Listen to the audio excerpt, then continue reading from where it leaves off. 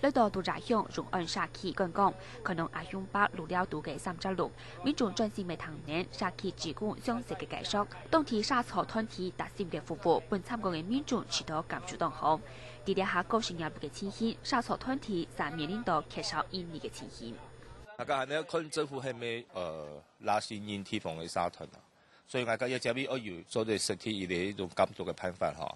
比如講，就講沙灘提出一個以對提供共享事務嘅一種規劃，各位由鄉鎮局所去審核。鄉鎮局所其實都做一種核數啦嚇，財務上已經人事管理嘅監督喺度做呀。伊去登記，但是做符合嘅工作嘅性質，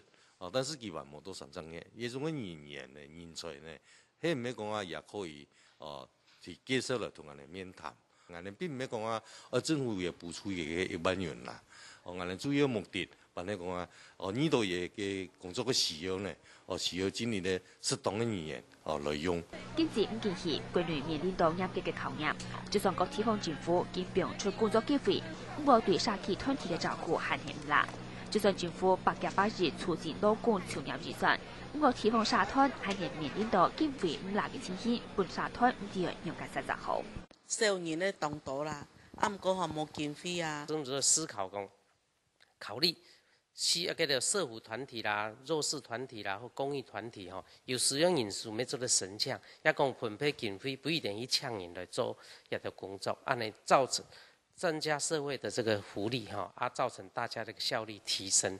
就算政府見事情很白，為民眾度過了經濟唔好嘅年啦。不過成立出除了煩惱自家嘅工作之外，還有少講前部跳路過後，係咪如何變做下一擺才人世界如何踩到幾嘅情形？面對呢件事情，我會回高日擺推廣臨時送工嘅吧。